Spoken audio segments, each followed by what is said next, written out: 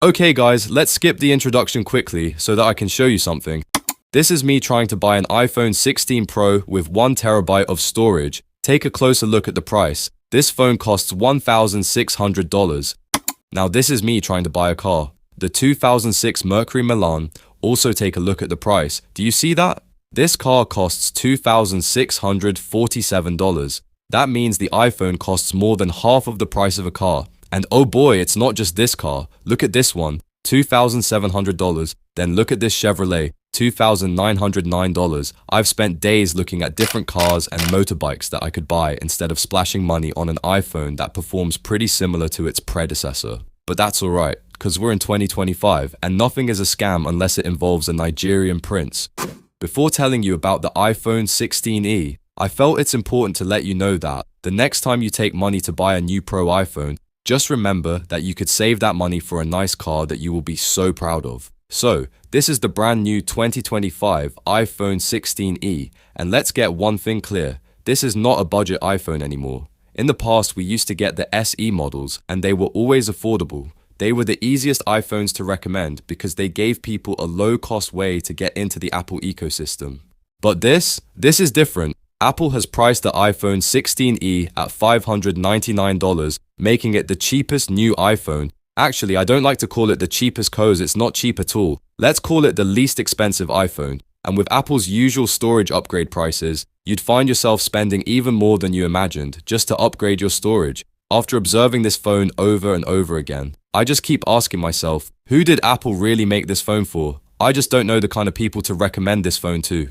Okay guys, just look at this. This is John, this is Chloe, and this is Michael. These three people represent the low class, middle class, and upper class. John is the poorest, so he uses an iPhone 6s. Chloe is not as poor as John, so she uses an iPhone 11 Pro. So if Chloe and John finally have $599 to buy a phone, why would they buy an iPhone 16e when they can buy a refurbished iPhone 15 Pro with a brighter screen, better cameras, and better everything? Michael is rich, so he uses an iPhone 16 already. That means he has no reason to buy the iPhone 16e. So who is supposed to buy this phone? Which category of people is this phone made for? I find it hard to recommend it for anyone. Honestly. Let's break down everything you need to know about this phone and why Apple's pricing makes it a tough sell. Apple has always used a parts bin strategy to keep the SE models affordable, meaning they take existing parts from older iPhones and piece them together. The iPhone 16e is no different. The body of this phone is mostly from the iPhone 14. It has the same aluminum build, flat sides, and USB-C port. It's even IP68 water resistant, which is nice. But they did change a few things, like the single camera ring on the back. And yes, they removed the camera button. I'll admit that I wasn't really into the camera button stuff, so I don't even feel a thing. Even from the front, it looks just like an iPhone 14. A 6.1-inch display with a notch and Face ID. Compared to the last SE model, this is definitely an improvement, but let's not pretend it's modern. This is a 3-year-old design. One of my biggest disappointments is actually the display. It's not very bright, which means outdoor visibility is a struggle. But don't worry, you won't really feel it if you don't use your phone outdoors. But who doesn't use a phone outdoors? We ain't couch potatoes.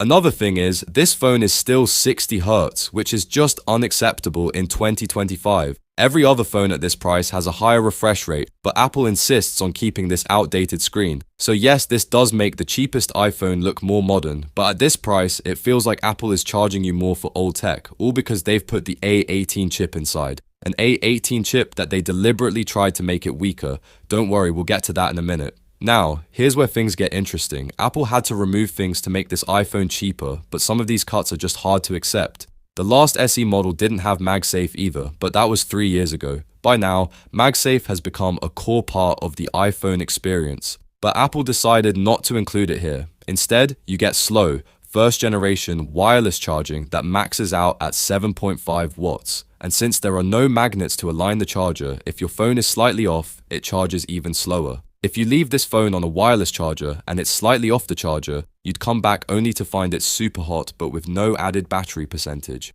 This is exactly why early wireless charging was frustrating, and Apple is bringing back those same problems in a 2025 iPhone.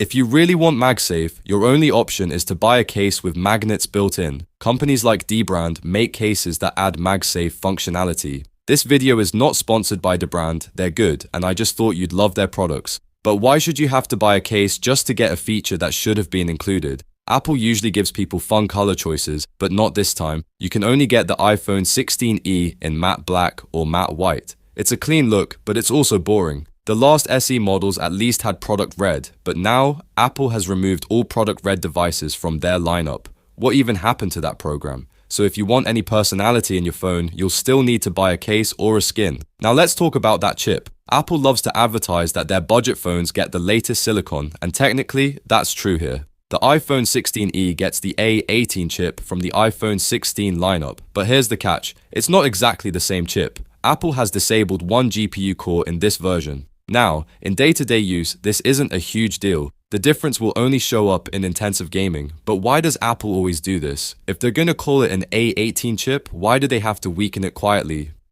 The 16e has a one-lens camera that reminds me so much of the 10R. Apple has a clear pattern when it comes to iPhones. Cheapest iPhone normally gets one camera.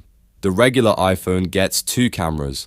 And the Pro iPhone comes in like the final boss with three cameras. This makes it easy to understand the lineup, but here's the problem. The single camera on the iPhone 16e is not the same as the one on the iPhone 16.